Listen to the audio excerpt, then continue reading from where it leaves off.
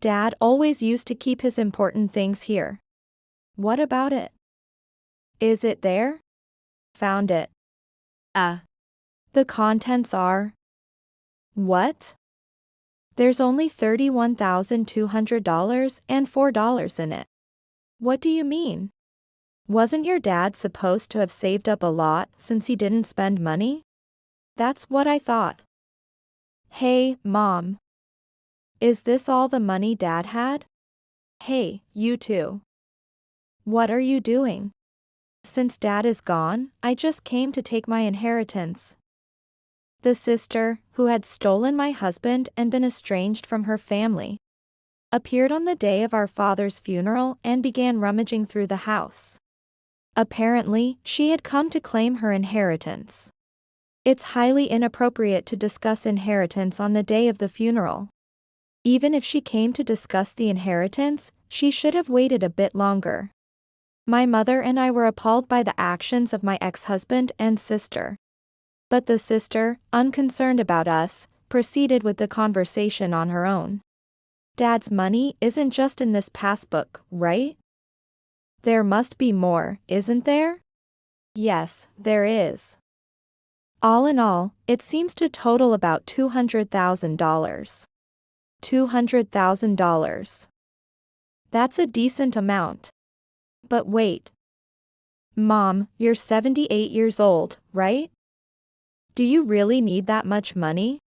This house and land should be enough. You could sell the farmland and live off that, right? We don't need any more money, do we? And you have plenty of income, right? So, shouldn't I receive a bit more? I see. In that case, you can keep the $432. How about you give us the $200,000? My ex-husband and sister were implying that they wanted the $200,000 from my father's inheritance. Of course, they probably didn't expect to receive the entire $200,000. But they clearly intended to take as much money as they could. However, I had no intention of giving my dear father's money to these two. My mother felt the same way. I hate to say this, but I don't think there's any money for you two.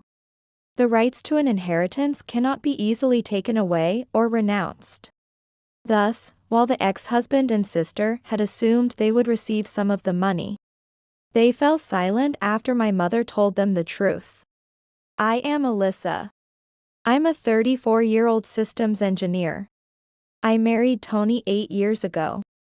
And now we live as a family of 4 with our 7-year-old son Kevin and 4-year-old son Eric. We live a typical life that seems ordinary. But I never imagined I could have such a life until I met my husband. During my student days, I was focused on my studies and was the type who had few friends. I used to wander around the university looking for an empty classroom to eat lunch. And if there was a sudden cancellation of classes, I, having no friends, would only find out after arriving at the university, a typical loner move. After graduating from university and starting my career, the chances of making friends decreased even more.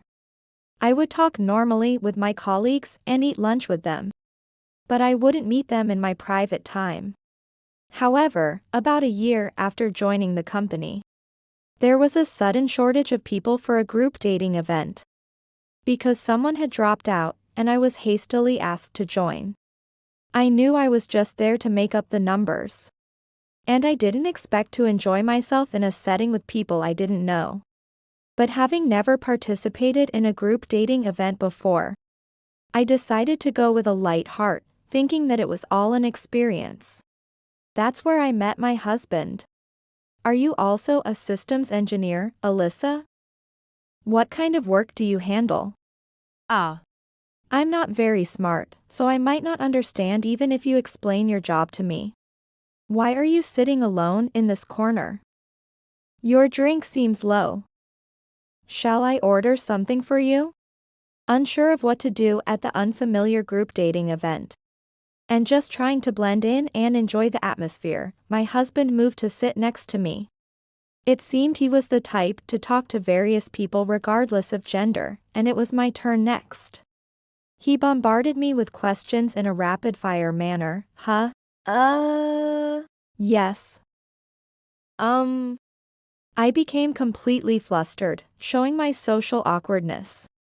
It wouldn't be fun for anyone to deal with such a person. Normally, people meeting me for the first time would soon feel awkward and distance themselves. I thought my husband would do the same, but he continued talking next to me. Listen to this. I used to be a bit wild and got into trouble with the police. But the owner of the car shop where I work now picked me up. Since then, I've been studying and became a mechanic. Now, I'm aiming to get a certification that's a bit of a challenge. Wow, car mechanic certifications are national qualifications, right? That's impressive. No, the one I'm about to take isn't that difficult to obtain. At first, I was a bit wary after hearing he had been in trouble with the police. But the more we talked, the more I liked his friendliness and the fact that he was now respectably reformed and working hard. He openly shared things about himself that others would normally hide. Like his past troubles with the police. This was something I couldn't do. If I could have been open about my negative aspects like my husband, maybe I wouldn't have spent my student days alone. I went beyond just being impressed and felt something akin to respect as I listened to him talk. Holding a glass in my hand. Just as I felt I had never met anyone like my husband before, he seemed to feel the same about me. Probably, people like my husband, who have high social skills, often gather together. So there wouldn't have been many interactions with someone with low social skills like me. Our mutual interest led to more meetings after the group dating event. And I let myself go with the flow he created, which eventually led to us dating. 3 years later, at the age of 26, we got married. It was surprising to me that I, who had been a loner, would get married so quickly. Not only was I surprised, but my parents were too. I thought you would never get married. This child isn't good at interacting with people. So I know it can be frustrating to be around him, but please bear with me. When I went to greet my husband and parents about our marriage, my father Sean and my mother Hillary, with laughter, threw some sharp words our way. They don't usually say such things, so it must have been their joy overflowing.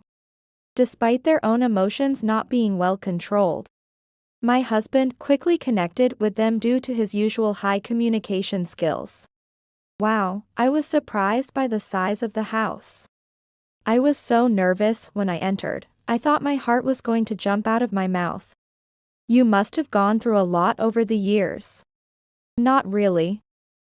We've been farmers from way back. So both the fields and the house were handed down to us. That's why I work the fields, and the house is just unnecessarily big and old. Well, there are a lot of us country farmers around. Don't you ever repair or rebuild the house? We really dislike hassle. We don't desire luxury.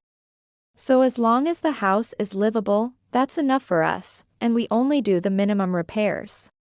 Neither Dad nor Mom really have any desires. They only drive a light truck for work, eat what they grow in the fields. Only buy work clothes, and because they have the fields, they don't travel. It's surprising how little money they spend. Tony works in a car shop, why not buy them a nice car? Hey, what are you saying? It's not so easy to just change cars. No. Alyssa is right, we really haven't spent much money. So maybe it's not bad to indulge occasionally. Plus, if I buy a car from Tony, it'll boost his standing at the shop, right? That's true, but I would feel too guilty if you bought a car just for that reason. If I buy a car, I'll eventually stop using it, and then I can just give it to you guys. Don't worry about it being a waste. What was supposed to be a marriage greeting somehow turned into my father discussing buying a car. I think it was a runaway train of happiness from my father being pleased about my marriage.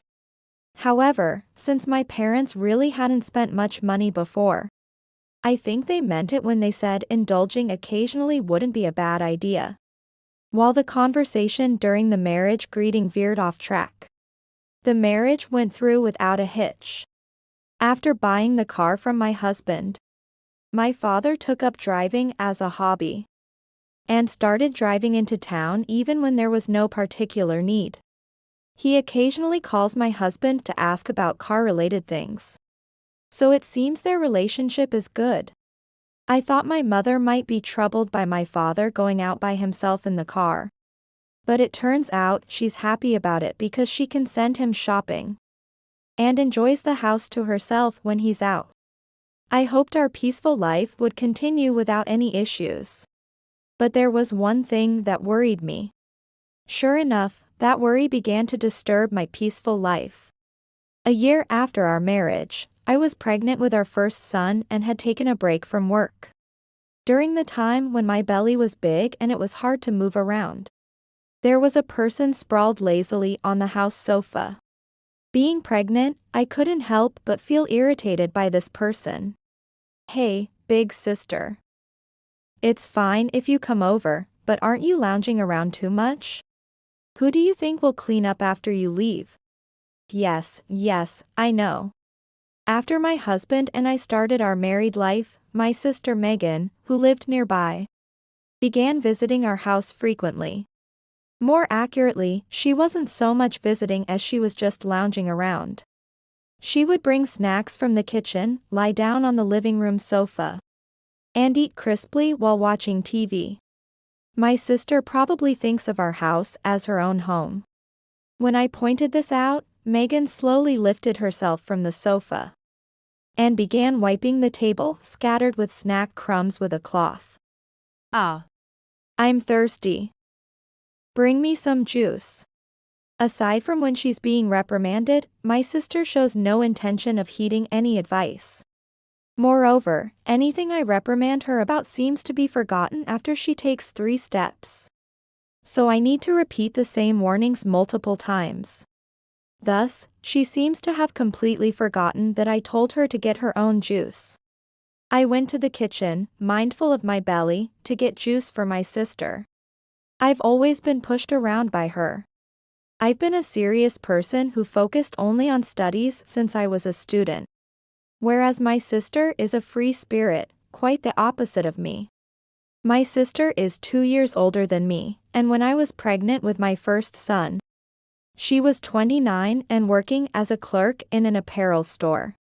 She had continued working at the same store she started at as a part-time job during college. Her workplace has an incentive system, and just like my husband, my sister, who also has high communication skills, seemed to find her calling as a shop clerk.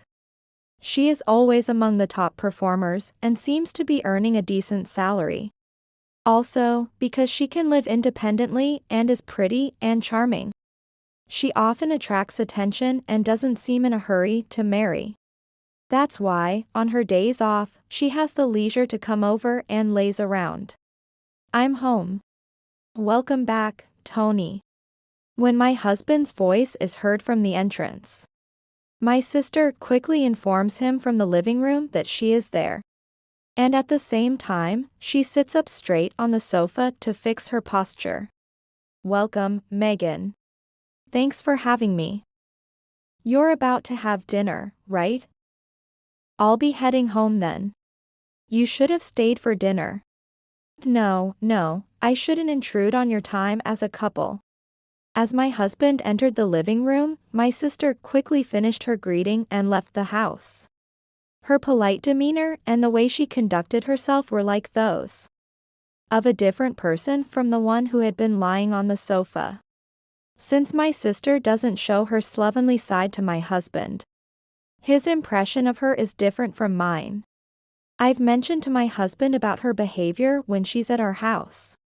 However, since he hasn't actually seen it, he probably doesn't have a complete picture of what my sister is like. But, even though my sister's visits to our house are a bit presumptuous, there hasn't been a major problem. Thus, I never felt the need to ask my sister not to come over. 7 years have passed since then, and now our eldest son is 7 years old. And we also have a 4-year-old second son. There hasn't been much change in my life, it remains peaceful. The only change might be that my sister has started coming over less frequently. In recent years, Big Sister has completely stopped coming over, hasn't she? Huh? Now that you mention it, yes. Why is that? Isn't it because I went back to work? It's not like I'm always at home like when I was on maternity leave or raising the kids. So the timing doesn't match up. Look, I have weekends off. And Big Sister has her days off on weekdays like you, Tony, right? Ah. I see. And we have the kids too. While wiping the dinner table, I remembered how my sister used to wipe up the crumbs she scattered when she ate. And I brought it up in conversation with my husband. Though I find my sister bothersome when she visits. I feel lonely now that she doesn't come by as often. I thought I'd invite her over for dinner sometime. However, it turned out that the frequency of my sister's visits hadn't really decreased. One day, while cleaning the bedroom, I found trash under the bed. Finding trash while cleaning isn't strange, but the trash that appeared was peculiar. I left the trash I found under the bed on the floor and squatted down to observe it. It was clearly an empty condom wrapper. Moreover, it was a design I had never seen before. My husband has weekdays off, and I have weekends off. On weekdays, our eldest son is at school, and our youngest son is at preschool. Leaving my husband alone at home. I desperately tried to think of reasons for this item being here. But the only conclusion I could come to was that my husband was having an affair and bringing someone into our home. That night, I decided to confront my husband in the bedroom. Hey. I found this under the bed. Are you bringing someone unknown into our house? Huh? Maybe that's one we used? We've never used one like this, have we? Is that so? I don't remember. I don't really pay attention to the design. His excuses almost confirmed it. Unable to sleep with a husband who was having an affair. I decided to stop sleeping in the bedroom and slept on the living room sofa instead. The next day, after finishing work, I called my sister on the way home to talk about my husband. My sister has high social skills and more experience in relationships than me. So I thought she could give me good advice. However, the conversation took an unexpected turn. What do you think, sister? Since I can't hide it anymore, don't you think I should just admit it? Yeah. Tony didn't admit to the affair, sorry. The other woman is me. What? What did you just say? Refusing to believe it, I asked my sister to repeat herself. Tony's affair partner is me. It wasn't a misunderstanding.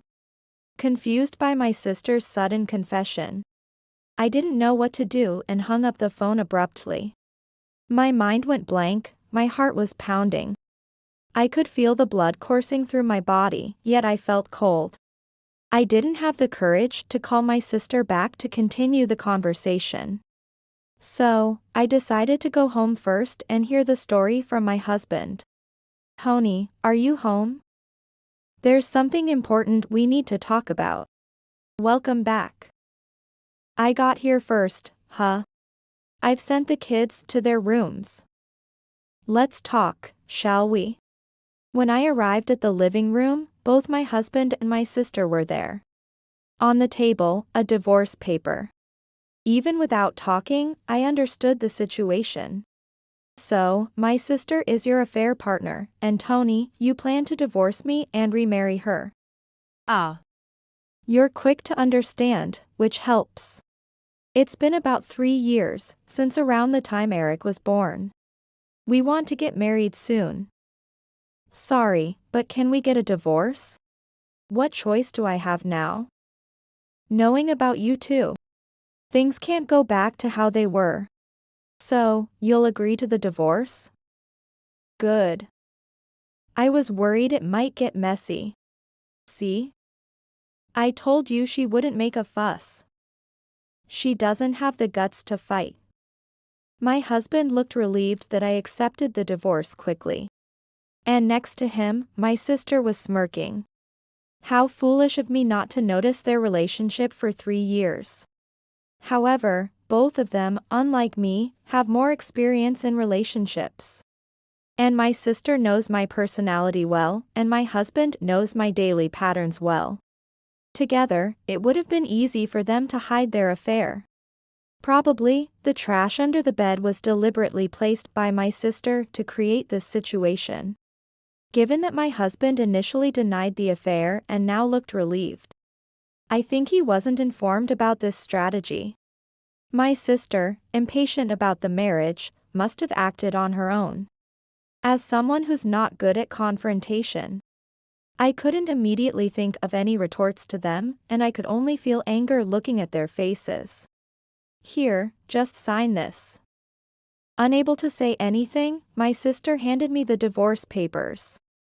Even after all this, I couldn't respond, and tears started to well up in my eyes. Not wanting to be seen crying, I snatched the divorce papers from my sister and quickly left the house. After that, the divorce was finalized quickly. I took the kids and returned to my parents' home. What? Tony did? What a thing to do. That Megan, what is she thinking? Naturally, my parents were furious. I'm really sorry that it came to this. But we're serious. My father called them over and yelled at them, but it seemed to have no effect. Their resolve seemed firm, but it could also be an act just to calm the situation. Even if they were serious, an affair is still an affair. Realizing that their words lacked sincerity, my father decided to cut ties with my sister. Also, he returned the car that was bought during our marriage to my husband. It seemed like a severance to prevent them from relying on us if they ever faced financial difficulties. My ex-husband and sister were pleased with their unexpected gain, and kept their promise to my father by never showing up or contacting us again. I ended up living with my children at my parents' home. Since I can't commute from my parents' home, I decided to change jobs. The new workplace is about an hour-and-a-half drive from my parents' house. So it's quite a challenge. However, working as a system engineer while raising children is tough. So I have to rely on my parents for childcare. Therefore, a bit of inconvenience for me is bearable. Mom, is dinner good today? I picked the eggplants we're eating. And I picked these bell peppers. I was worried that the divorce would significantly change the kids' lives. But that seems to be no issue. The kids are getting along well with my parents and enjoy helping with the farming. The parents appreciate the kids helping with the work. Despite the major incident of being betrayed by my ex-husband and sister, it seems I've managed to regain a peaceful life. This peaceful life continued without issues for 15 years. But it was disrupted again by those two when my father passed away at the age of 80. My sister did not show up at the funeral. Since we've cut ties, it's no problem if she doesn't come. However, after the ceremony was over and we returned home, my ex-husband and sister were waiting in front of the house. Finally, you're back. Geez, we've been tired of waiting. Let us in already. Standing around has exhausted us. Both were dressed casually, not at all appearing as if they had come for a funeral. Grinning, the two of them approached my mother and me. I had a bad feeling about this. However, there was a chance they came to offer incense for my father. Reluctantly, my mother and I decided to let my ex-husband and sister into the house. It's been a long time since I've been back. 15 years, huh? Tony, this way. As they entered, my sister boldly walked deeper into the house, and my ex-husband followed her. My mother and I regretted letting them in almost immediately and followed them hesitantly. Dad always used to keep his important things here. What about it? Is it there? Found it. The contents are... What? There's only $31,200 and $4.32 in it. What do you mean? Wasn't your dad supposed to have saved up a lot since he didn't spend money? That's what I thought. Hey, Mom. Is this all the money Dad had? My ex-husband and sister were rummaging through my parents' bedroom, going through my father's bank books. It seemed unnecessary to check, but I did it anyway. Hey, you two. What are you doing? Since Dad is gone, I just came to take my inheritance. My mother and I both sighed simultaneously. The expression on my ex-husband's face as he peered into the bank book bore no resemblance to his serious demeanor from 15 years ago. He looked completely frivolous now, and his actions were outrageous. It's unthinkable that my former husband would have come to discuss inheritance on the day of the funeral. He would have at least waited until after the month memorial in the past. It appears that over these 15 years, under my sister's bad influence, he reverted to his reckless younger days. Moreover, my sister, as always, was desperate about money and kept pushing the conversation forward regardless of our dismay. Dad's money isn't just in this passbook, right? There must be more, isn't there? Yes, there is. All in all, it seems to total about $200,000. $200,000. That much? Let's say we give half, $100,000, to your mother, and split the rest between Alyssa and Megan. So, each of us gets $50,000. That's a decent amount, isn't it? But wait. Mom is 78 years old, right? Does she really need that much money?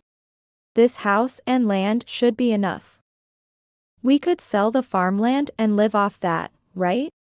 We don't need any more money, do we? Besides, Alyssa had a respectable job as a system engineer. So you must have plenty of income now, right? So, shouldn't I receive a bit more? I see. In that case, you can keep the $4.32. How about you give us the $200,000? I've heard that anger is the strongest of emotions. I am feeling that to be true right now.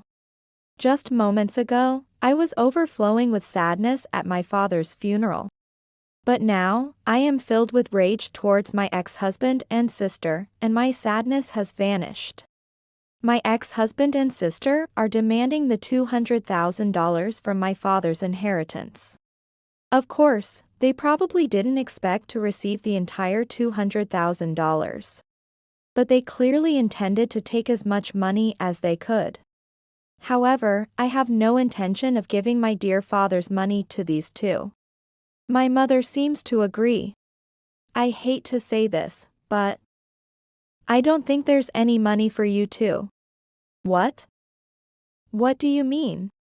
Although I was manipulated by them 15 years ago, it looks like I can turn the tables on them this time. After hearing my mother's words, my ex-husband and sister looked at each other. After a few seconds of silence, their laughter broke the quiet. What's that? Are you saying I don't have the right to inherit Dad's money? Even if Megan was cut off, she is still the eldest daughter of this house. You can't just deny her inheritance. Exactly. Even if the will says not to give me any money, I'll still claim my mandatory share. Unfortunately, you can't just take away someone's right to inheritance. My ex-husband and sister laughed triumphantly, convinced they wouldn't be stopped by my mother and me. Indeed, my sister is entitled to a mandatory share of the estate. Focusing solely on the money left by my father, my sister has the right to at least receive $50,000. The mandatory share takes precedence over the will. Therefore, even if the will stated that my sister should not receive a penny, if she disagrees with its contents, she can claim $50,000. Moreover, as my ex-husband said, it is legally very difficult to arbitrarily take away or make my sister renounce her mandatory share. But, my mother and I already knew this.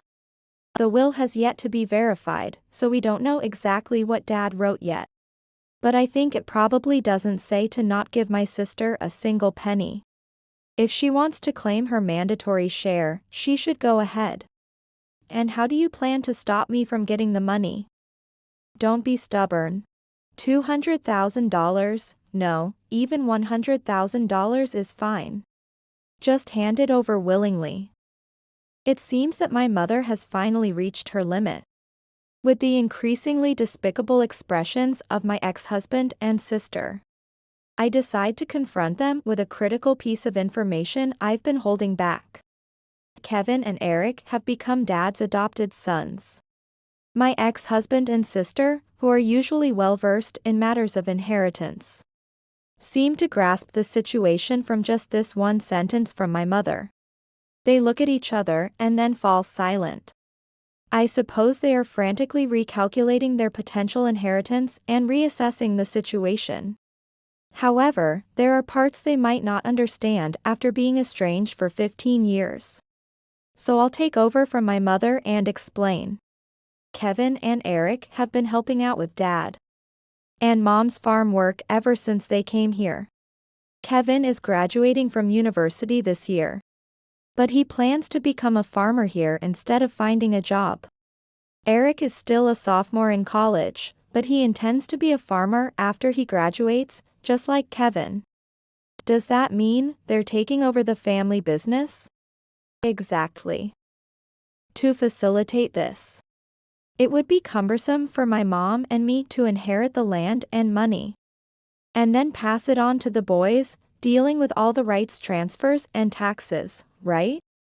That's why, a few years ago, Kevin and Eric became Dad's adopted sons so they could directly inherit Dad's land. I'm not sure how the land is divided without checking the will, though. He disliked complicated matters. He said this method was clear and best. Kevin and Eric plan to be farmers, and since Alyssa is divorced, her last name hasn't changed. Becoming adopted sons didn't change their lives because Alyssa continued to live with them and remained their guardian. They agreed to this since it brought no change to their lives. So, if the two kids are adopted, that means Dad had 4 children. If we split $100,000 among 4, that's $25,000 each. It's halved. Well, getting $25,000 is still good. I still think it's impressive how my ex-husband can turn negative situations into something positive. However, I have no intention of just handing over that $25,000. Sis, you guys got a car from Dad, right? And it was a pretty good one at that. Doesn't that count as an advance on the inheritance? Upon hearing this, my ex-husband and sister exchange looks and fall silent again. It seems they are aware of what advancement on inheritance means. Advancement on inheritance is considered when a person has received a significant amount of money, expensive land, or buildings from the deceased during their lifetime, to prevent unfairness among the other heirs. This includes gifts like cars. This means that the car received by my sister can be considered as an advancement of the inheritance, and its value can be deducted from what she receives in the inheritance. The car Dad gave you was the one we bought a year before we divorced, right? It was the one you suggested we buy when we sold the old car at the 3rd inspection. After using it for 7 years and buying it before we got married. How much was that car? It was new for $30,000. And how much would it be worth if sold after a year? If it's new and only a year old, it depreciates about 30%, so about $21,000. So, from the $25,000, we deduct $21,000, which means you guys would receive $4,000. What? Only $4,000? $4,000 is still a significant amount. However, when they expected to receive part of $200,000 and end up with only $4,000, their shock is understandable. Hearing that they would receive only $4,000, my ex-husband and sister suddenly start to panic. Hey, can't we get $50,000? Or even just $25,000? Please, we really need the money. Why do you need so much money? I used to work in apparel, right? You always bragged about your good performance and decent salary. But, after turning mid-30s, well, my appearance changed, you know? And my performance started to decline. That led to a decrease in my salary.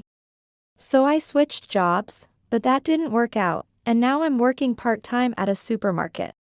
I see. You relied on your youth and looks and didn't develop any skills.